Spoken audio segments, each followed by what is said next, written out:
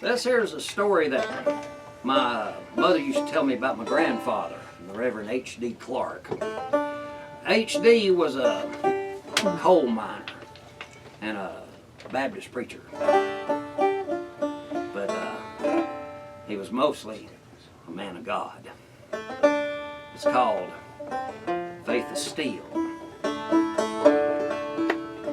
6 days Grandpa worked the mine. On Sunday preached the word divine.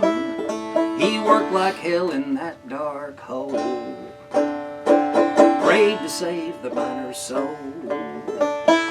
Coal man, iron will, faith of steel. Now he was born in a central Alabama coal mining town, amid the dust and the mud and the rocks, where the only way in is to be born there, and the only way out is in a box.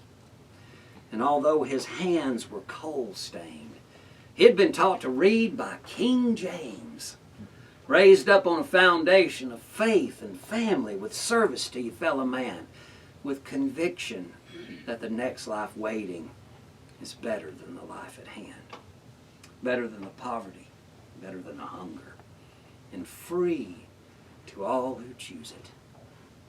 He had been born with the gift of persuasion and called by his God to use it. So just as the blue-black coal that he pulled from the damp, dark earth would be transformed by fire, and in turn transform the cold and the night, he used his words to transform men and bring them from darkness to light. And in that sacred Sunday hour, his words carried so much power, they touched the hearts and the minds of the unsaved, and they turned their backs on their wicked ways and were free.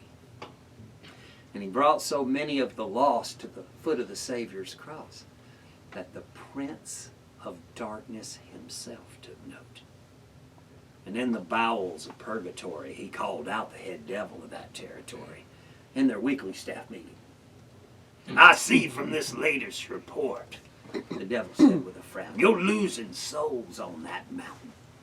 What's dragging your numbers down?"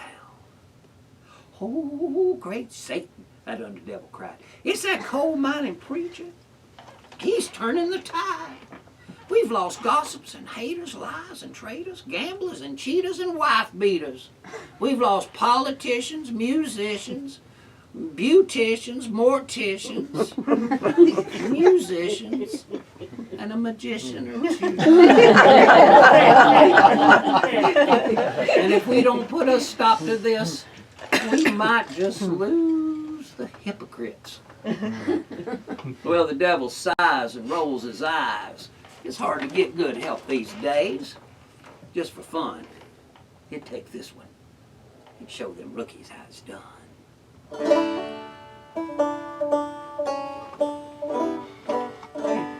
Well, sir, the meeting room was completely packed. So in his disguise, he stood way in the back, and he listened as Grandpa spun his holy spell. The joy of heaven, the horror of hell. And his frustration grew worse and worse with every call, with every verse.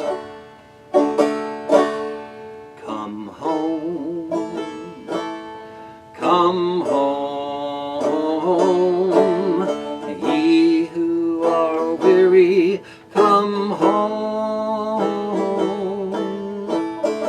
And to their knees the weary dropped, and Satan knew this must be stopped. So as Grandpa called out his final plea, the devil stepped into the aisle, threw off his cloak, revealed himself, and cried out, "Coal man, what about me?" Well, those of you that have never actually seen the face of evil, picture this. Red and scaly, 8 feet tall, with horns and a pitchfork and a long tail. But that ain't all. He looks like fear and doubt and worry and greed and jealousy and hate. He looks like I'm not good enough. You're not good enough, but I'm better than you. Racism, sexism, politics, the lowest of the low. In short, he looks like ego. And he's hard to look at, like truth. Or staring into a mirror so clear it reveals your every flaw. And so the congregation turned their eyes away, ashamed of what they saw. And the devil stalked down the aisle toward the altar to God, and the stench of brimstone filled the air. And with a cloven hoof, he drew a line, and he made his challenge there. Coal man, bow down at my feet, or stand behind the words you preach. But the little man that old Scratch faced was a titan of courage, a giant of faith, purified in a blast furnace called life in the Alabama mud, with coal dust in his lungs and iron in his blood, carbonized by the strength of his will.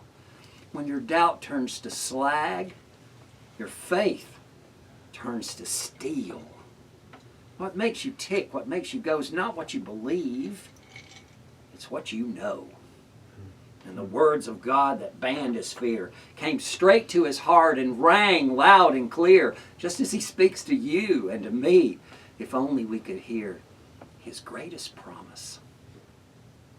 Be not afraid, for I am with you always, even unto the end of time, even through your darkest night, when your family turns their back, through addiction and pain and want and lack. I am there through your greatest fears, and even if Satan himself appears. Be not afraid, for I am with you always. And no one there could believe their eyes, and old Lucifer was sure surprised when Grandpa let out a mighty roar and leapt that altar and lit on the floor, and the right hand of God came up from the ground, square to his jaw, and spun him around. And Grandpa kicked that tail so hard he flew down the aisle and out in the yard with Grandpa close behind. And they hit and kicked and scratched and bit, and the devil took the worst of it. He lost his pitchfork back in the church and a few teeth along the way. His horns got bent, his eyes swelled shut, the vision of hell to pay. Before Grandpa was through, he'd given that devil his due. He grabbed his tail and slung him around and threw him high, and as he came down, the earth below him opened wide, and flames shot up as he fell inside. And just like that, he was gone. Now, the whipping that devil took ain't written in the holy book. But when the battle was won, all the witnesses knew it ain't the size of the demon you face, it's the size of the God in you. Now on that mountain in the wood, there's a clearing where that church once stood, and a hole that they could never fill, where Satan met a faith of steel.